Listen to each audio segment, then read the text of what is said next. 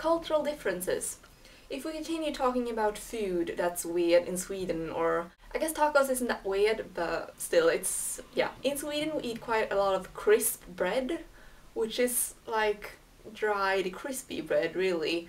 I don't really like it, but I mean a lot of Swedish people eat this, and it's I guess kind of a known thing that Swedes eat. And then also caviar, but then it's not like the caviar you probably think of. It's not only caviar, it's like a lot of stuff mixed into a toothpaste tube, where it looks like a toothpaste tube, and then people have that on their sandwiches or eggs, or they could have caviar on their crisp bread if they want. Caviar, or the caviar version we have, it's a lot cheaper than the actual caviar if you were to buy like the expensive, like I don't know.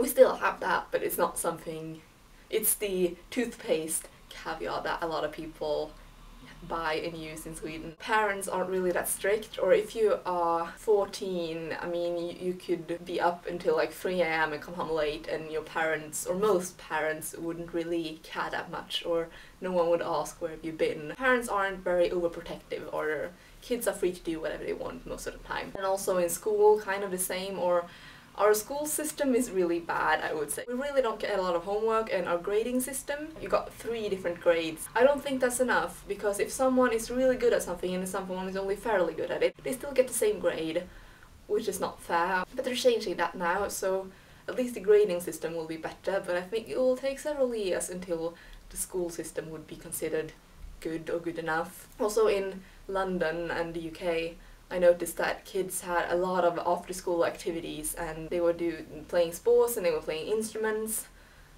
Not really exist here. After school you just go home, play with your friends, and then do a bit of homework, and that would be enough. You could probably pass your whole school experience without doing any homework until you're like 18, if you're like paying attention in class. Definitely no parents who would tell their kids to study more. Unless they're like failing a subject, I guess. But yeah, no one would assign a kid extra homework. I've never seen that here. Then there's a lot of things people assume about Europe, or different countries in Europe. For example, in the UK people will assume that people are always very polite, and they always apologize, and they never walk ahead of someone in a queue or whatever.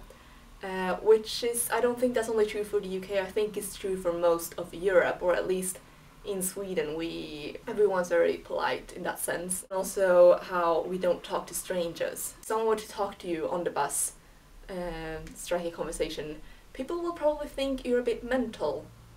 As in probably, they would think something is wrong with you. You don't just talk to strangers on a bus. Just if you were to walk down the street and wear 2 different colored shoes. In the US people would point that out to me and kind of say, you're wearing 2 different colored shoes. As to in Sweden, no one would do that probably, except for your dentist who's looking for something to small talk with you about. You're waiting for the bus or whatever, everyone kind of line up. I don't know if you've seen that image on Tumblr. Oh gosh, that was ages ago. But yeah, no, it's like the first person arrived at the bus stop, then the next person arrived, and the next person, and everyone kind of stands in a long queue waiting for the bus, and no one is talking to each other, because, I mean, that's not something you do. You don't talk to strangers. I think it's difficult to see cultural differences once you live in a country. But yeah, those were the ones I could come up with on the top of my head right now. Have a nice life, and I'll see you all next week.